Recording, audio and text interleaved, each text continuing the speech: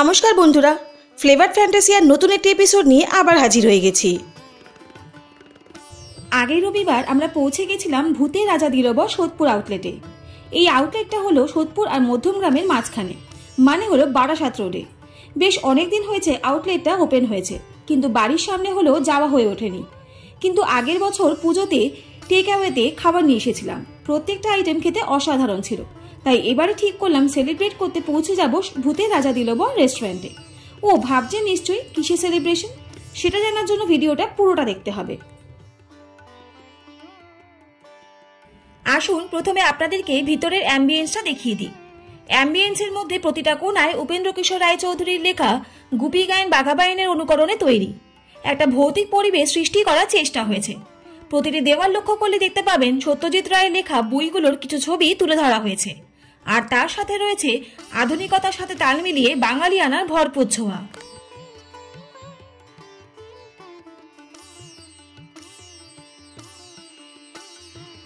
সেলিব্রেশনের মূল কেন্দ্রবিন্দু যারা, তাদেরকেই প্রথম দেখিয়ে দিলাম। ইনারা হলেন আমার বাবা মা, আর ট্রিটটা দিচ্ছে আমার বাবা। আর আমার মা অর্ডার দেওয়ার জন্য মেনু কার্ড হাতে নিয়ে বসে রয়েছে।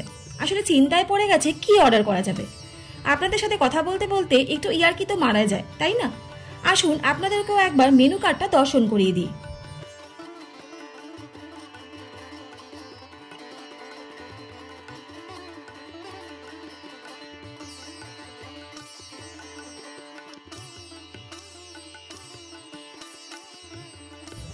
আপনাদের সাথে গল্প করতে করতে আমাদের অর্ডার করা মেনু এসে হাজির। আমরা অর্ডার করেছিলাম একটা হীরক রাজার থালি আর একটা বাঘার থালি। ও আরেকটা ইন্টারেস্টিং ব্যাপার হলো, হীরক রাজার থালি পরিবেশন করার আগে গুপি গাইন বাঘাবাইনের মতন হাততালি দিতে হবে। ব্যাপারটা আমার কিন্তু বেশ মজার লেগেছে। মানে আপনি যেই হাততালি দিলেন সাথে সাথে আপনার সামনে এতগুলো খাবার হাজির হয়ে যাবে। প্রথমে আসি হীরক রাজার থালি নিয়ে, যার প্রাইস হলো 1499। এবারে আসি মেনুর কথায়। এই থালিতে রয়েছে ফিশ ফ্রাই 2 পিস, কচুরি বা লুচি 2 পিস, ভাজা মশলার আলুর দম, ঘি, বাসমতি চালের ভাত, বাসন্তী পোলাও, 5 রকমের ভাজা, মাছের মাথা দিয়ে সোনা মুগ ডাল, এঁচোড়ের ডালনা, ভেটকি পাতুরি 1 পিস, চিংড়ি মালাইকারি 1 পিস, পদ্মাপাড়ের ইলিশ ভাপা 1 পিস, রাজবাড়ি কষা মাংস 2 পিস, চাটনি, পাঁপড়, রসগোল্লা 2 পিস আর মিষ্টি দই। এবারে আসি বাগার থালির কথায়, যার প্রাইস হলো 729 টাকা। এই থালিতে রয়েছে গন্ধরাজ মুরগি, ভাত, শুক্তো, ডাল, আলু ভাজা, ইলিশ মাছের মাথা দিয়ে কচু শাক, পাবদা মাছ 1 পিস, রাজবাড়ি কষা মাংস 2 পিস, চাটনি, পাঁপড়, রসগোল্লা আর পায়েস। আমরা এক্সট্রা অর্ডার করেছিলাম ভূতের পোড়া কালো খাসির মাংস, যার মধ্যে থাকে 4 পিস আর প্রাইস হলো 425 টাকা। আর অর্ডার করেছিলাম স্যালাড, যার প্রাইস হলো 100 টাকা। না না, ভাববেন না যেন এই পুরো থালিটা একজন খেয়েছে। এই থালিটা অবশ্যই শেয়ারেবল। এবারে আসি ফুড রিভিউর কথায়।